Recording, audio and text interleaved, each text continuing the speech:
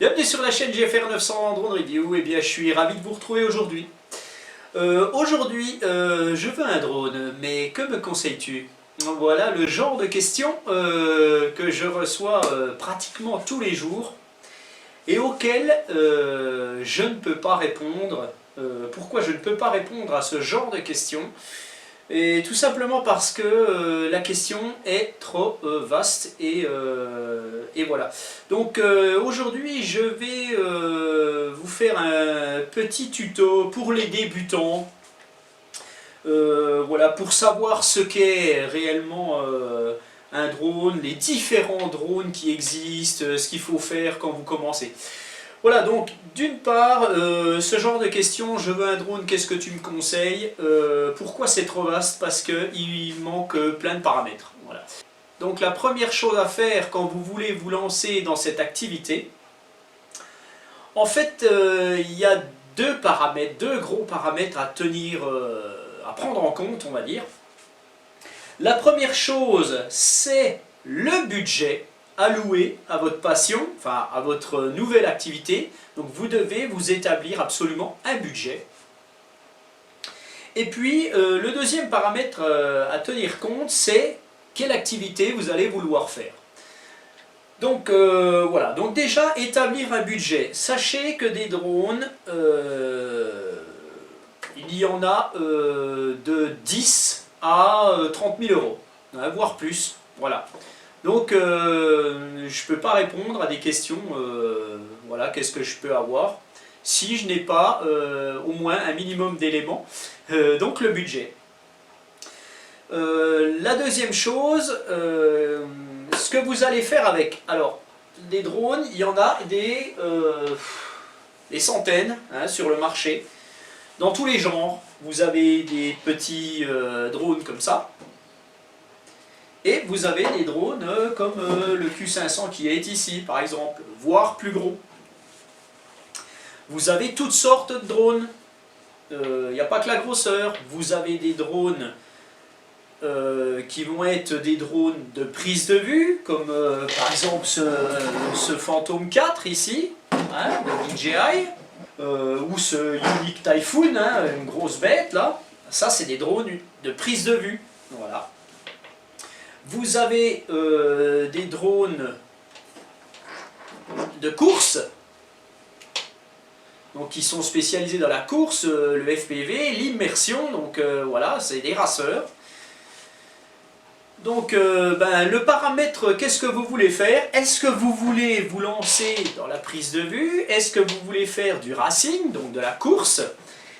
Il y a d'autres choses à prendre en compte. Est-ce que vous voulez par exemple piloter simplement dans votre jardin parce que vous dites non, moi je ne veux pas me lancer là-dedans, je veux un petit drone comme ça, sympa.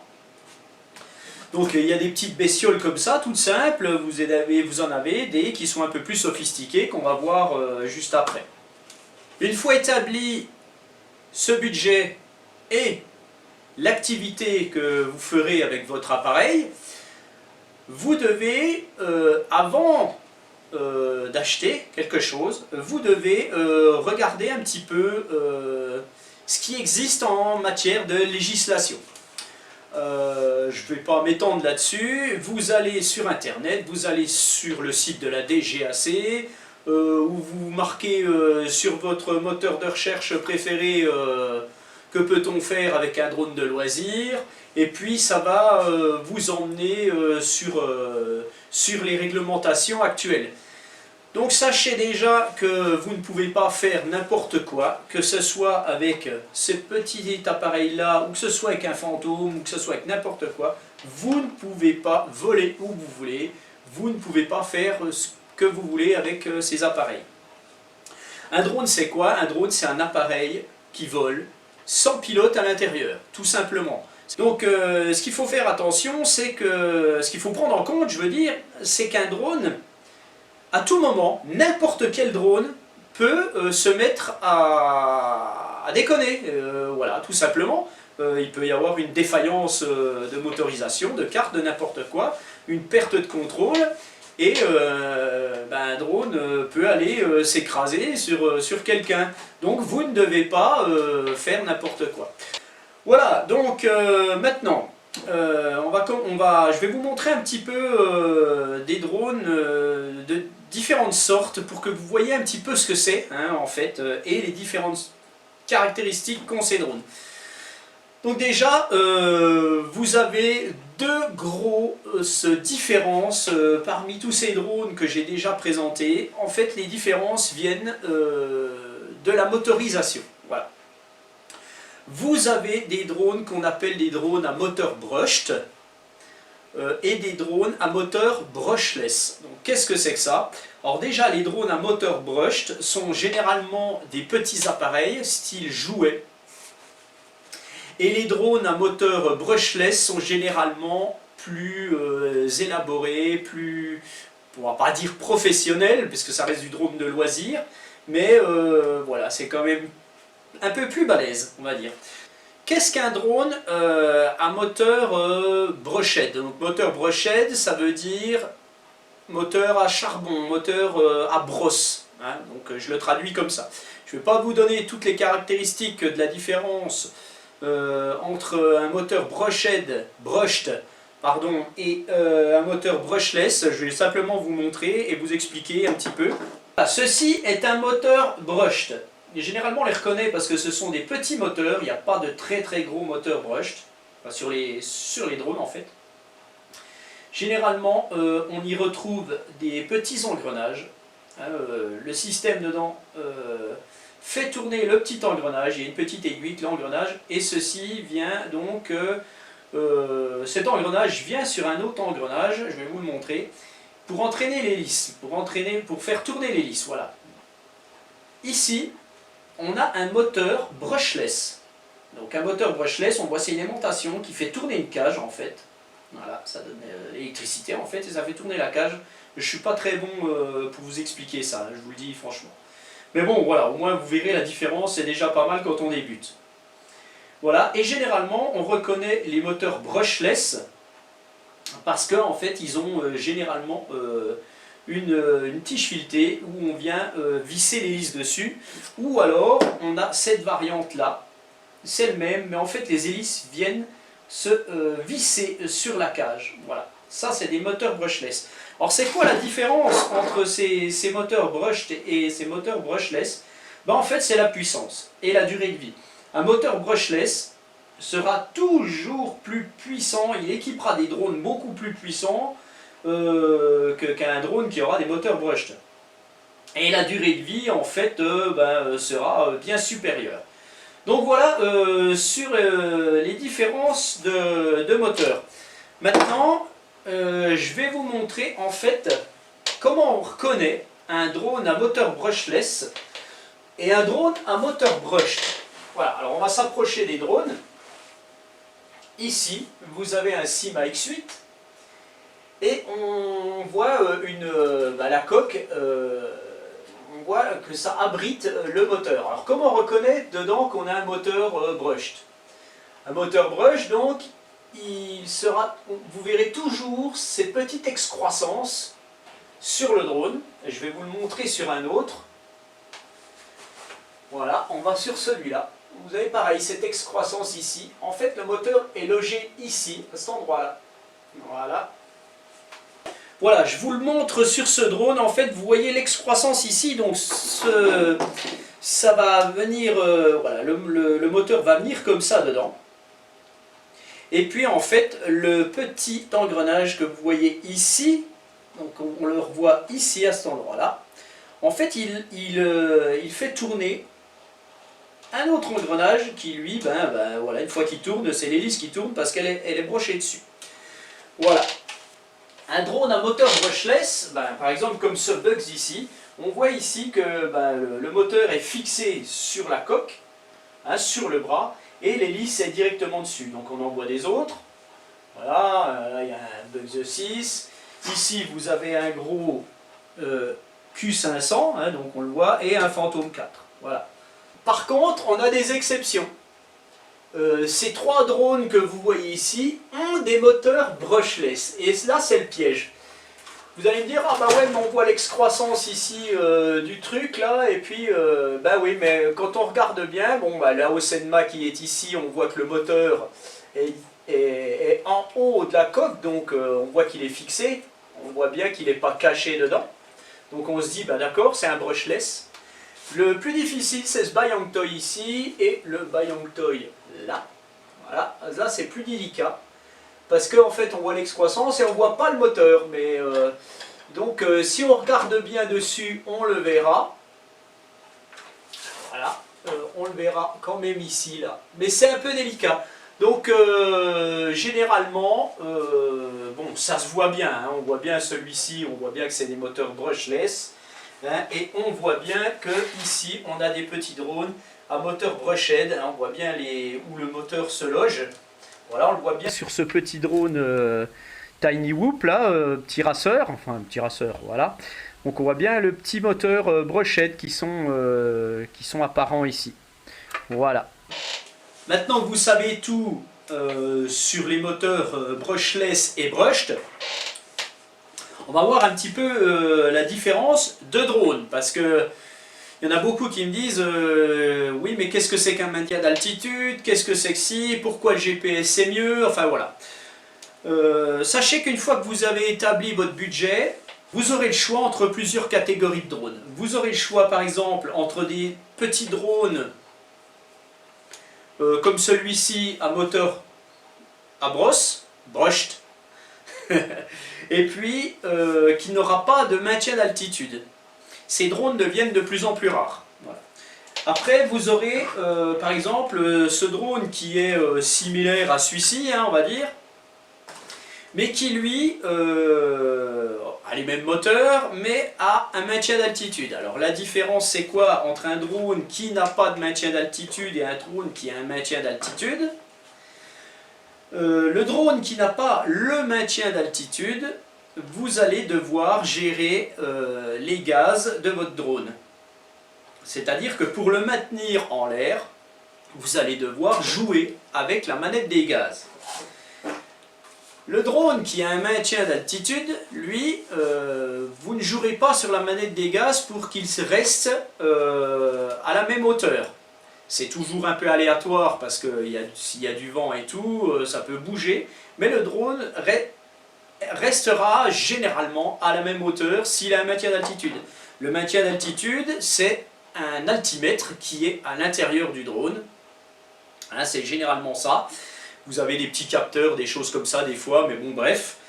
C'est généralement un altimètre qui est à l'intérieur du drone et qui va permettre à votre drone de rester à la même altitude. Voilà.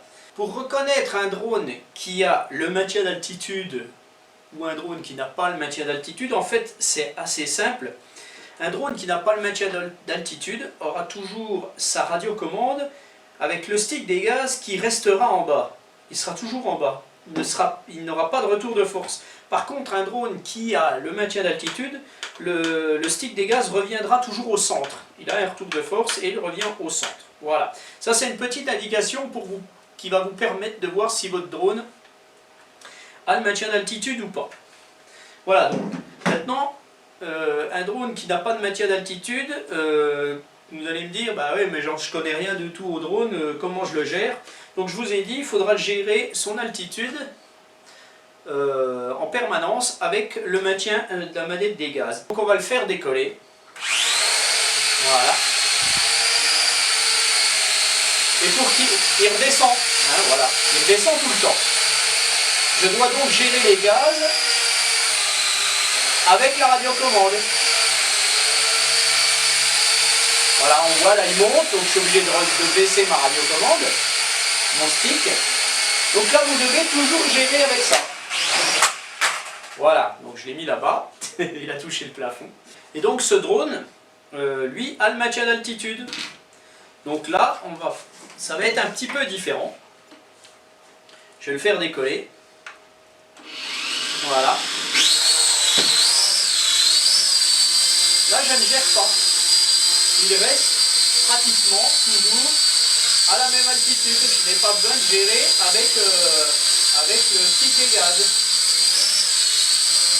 Voilà. toujours à peu près au même niveau. Bon, il se déplace, c'est normal, mais il reste à peu près au même niveau.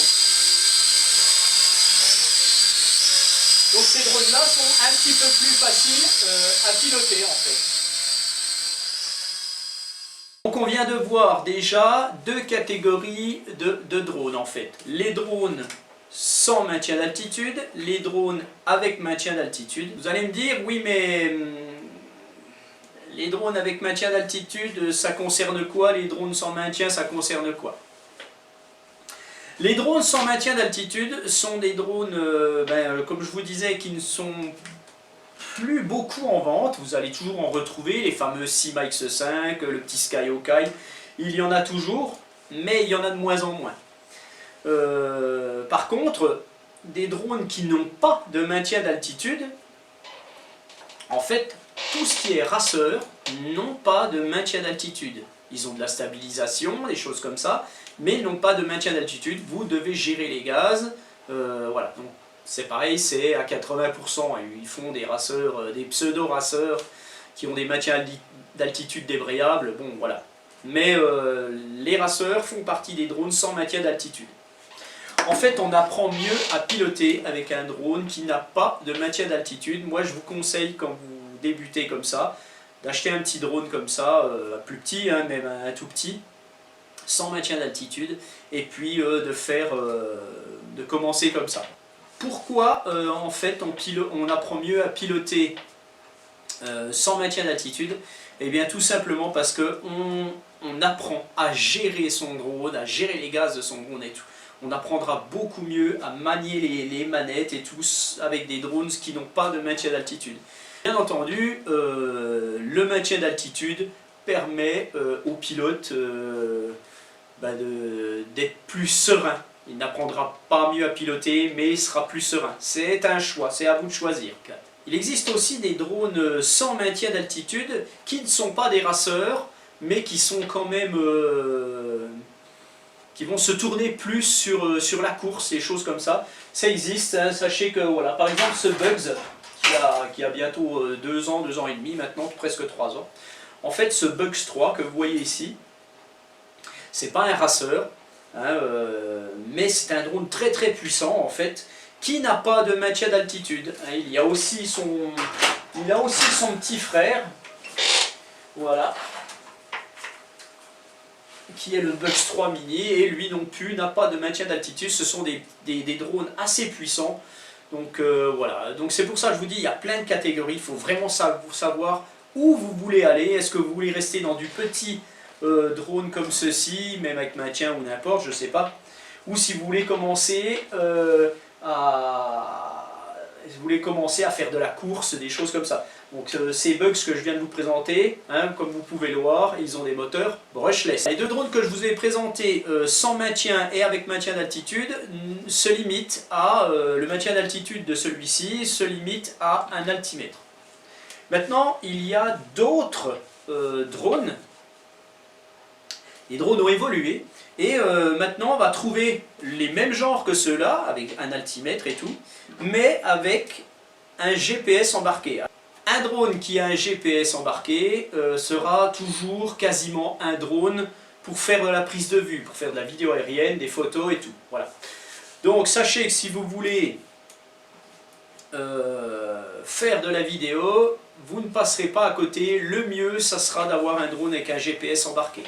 Alors maintenant, depuis 3-4 ans, il existe des petits drones comme celui-ci avec maintien d'altitude, mais en plus du maintien d'altitude, ils ont des GPS. Et donc, par exemple, ce Visuo XS812 a un GPS. Ça reste un petit drone comme ça.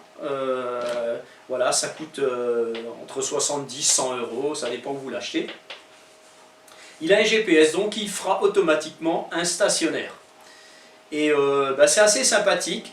Alors sachez que vous n'apprendrez pas à piloter non plus avec ce genre de drone, encore moins qu'avec celui-ci.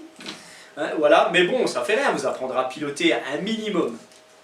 Et donc, ce genre de petits drones, il y en a partout maintenant, il y en a plein. Ils ont généralement des moteurs brushed, hein, donc c'est des drones pas très puissants, qui vont vous permettre de faire du stationnaire, qui vont vous permettre de faire de la vidéo correcte, mais sans plus. Pourquoi je dis sans plus? Parce que tous ces drones de cette catégorie-là ont des caméras qui ne sont pas réellement bonnes. Voilà. Donc tous les drones à moteur brushed, avec un GPS, vous ne passez pas à côté, vous n'aurez pas une caméra de qualité, sinon elle serait bien trop, ça serait bien trop cher en fait. Après vient la catégorie des drones à moteur brushless, qui ont un GPS, donc une catégorie un peu supérieure normalement à ceux-ci.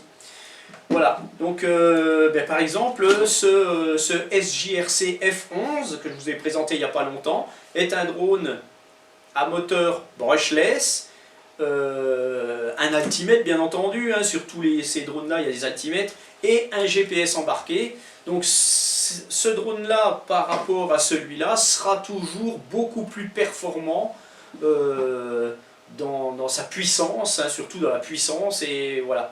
Ça ne veut pas dire qu'il soit meilleur, attention, hein, ce petit drone là fonctionne très très bien. Mais dans sa motorisation, dans sa puissance, il sera meilleur quand même. Voilà.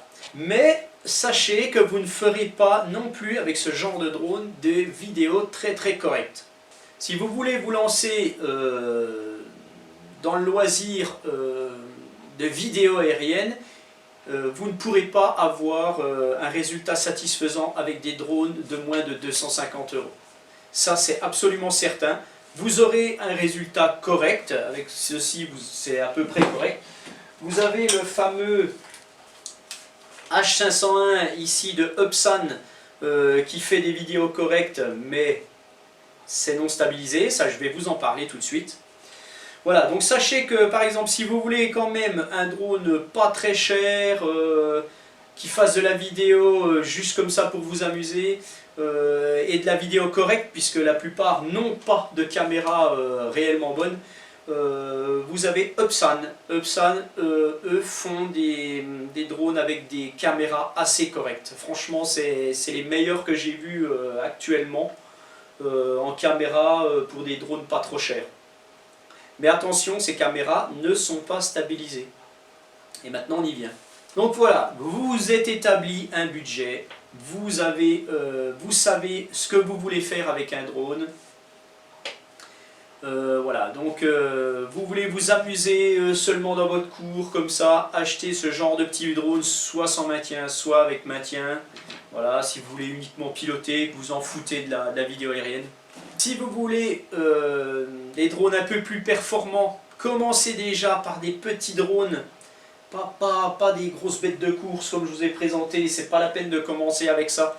Commencez par un petit drone à 15 balles, abusez-vous à le piloter comme ça, et après vous pourrez commencer avec des drones un peu plus costauds, et après si vraiment vous avez envie de vous lancer dans l'immersion et la course, eh ben, vous pourrez commencer avec des choses comme ça, voilà.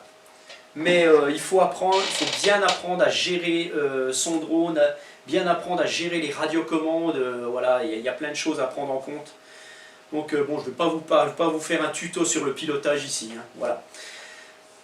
Maintenant, si vous voulez vous lancer dans la vidéo aérienne catégorie au-dessus, ce qui est le cas de 70% voire 80% des gens qui font du drone de loisir, vous allez devoir vous tourner sur des budgets plus élevés. Parce que, comme je vous disais, avec ce genre de drone qui coûte 100-150 €, vous n'aurez pas de stabilisation de caméra. Donc, quand le drone avancera, votre vidéo, elle fera pareil. Hein, ça suit le drone, hein, je veux dire, voilà. Donc si vous voulez quelque chose de plus correct, il faut monter en gamme. Et monter en gamme, ça veut dire monter pas à moins de 250 € actuellement. Et vous avez par exemple ce genre de drone là, un Fimi A3, qui a lui une caméra stabilisée. Donc la caméra restera toujours, si le drone se penche, la caméra elle restera toujours horizontale, et donc vous aurez une belle vidéo. Voilà, alors il y a ce genre-là, à 250 €. Il y a aussi des drones qui ont des caméras stabilisées électriquement. électroniquement, donc elles ne seront pas sur des mécanismes. Donc il y a Parrot qui fait des drones à caméra stabilisée électroniquement, donc les Bebop, hein, Bebop 2, Bebop Power et compagnie. Ils sont malheureusement beaucoup plus chers, hein, voilà, bon, c'est plus cher, c'est pas 250 €. Ne venez pas me demander de faire de la bonne vidéo avec un drone de 100 €. Vous ne pourrez pas. Vous ferez de la vidéo à 100 € avec ce genre de bestiole, avec des caméras non stabilisées. Voilà, donc après, si vous voulez monter en gamme, bien entendu, il va falloir commencer de sortir le chéquier et puis commencer d'avoir des bestioles comme celui-ci qui, voilà, qui est un Upsan Zino H117, donc il y a une caméra stabilisée sur 3 axes, donc quel que soit le drone, comment il va se comporter, la nacelle stabilisée restera horizontale. Donc ça c'est 350 € environ. Bien entendu c'est des moteurs brushless, voilà. Et puis bien entendu après, si vous voulez monter encore en gamme, bon il n'y a pas que celui-là, hein, il y en a certainement des autres, mais bon voilà quoi, moi c'est parce que je les possède. Après vous voulez monter en gamme, eh ben, il y a des choses beaucoup plus importantes, style Phantom 4 ou Phantom 3 ou tous ces DJI. C'est Mavic, voilà, des drones comme celui-ci mais plus importants. Mais là on va tout de suite taper à partir de 600-700 €, comme le Spark à 500 € qui est un petit drone tout stabilisé aussi. Mais c'est beaucoup plus cher, voilà, donc ça peut monter très très haut, très très haut. Voilà, donc pour conclure cette vidéo, c'est pas évident à faire une vidéo comme ça, voilà. C'est tellement vaste en fait, et c'est justement pour ça que les débutants sont un peu perdus. Donc pour conclure et récapituler, établissez-vous un budget, vous voulez commencer cette activité, établissez-vous un budget. En fonction de ce budget, regardez quelle activité de loisir vous voulez, vidéo, pilotage comme ça simple ou pilotage plus extrême, voire course, racing. Regardez aussi les vidéos sur YouTube, il y en a plein, il y a plein de chaînes sur YouTube, hein, notamment la mienne, mais il y en a des autres, hein, il y a de très bonnes chaînes françaises. Voilà, en fonction de ce que vous voulez faire, vous verrez tout ce que vous voulez sur YouTube en fait. Et renseignez-vous sur la législation, donc voilà, ces 4 points-là. Et puis après, ben, faites votre choix hein, parmi tout ça, en fonction de ce que je vous ai dit un petit peu, là, si vous y arrivez ou pas. C'est pas évident. Voilà, donc je vous laisse, je referai un jour une autre petite vidéo sympathique comme ça, bon, pour vous expliquer un petit peu. Donc je vous souhaite à tous une agréable journée et je vous dis à bientôt pour une nouvelle revue ou une nouvelle vidéo. Allez, ciao!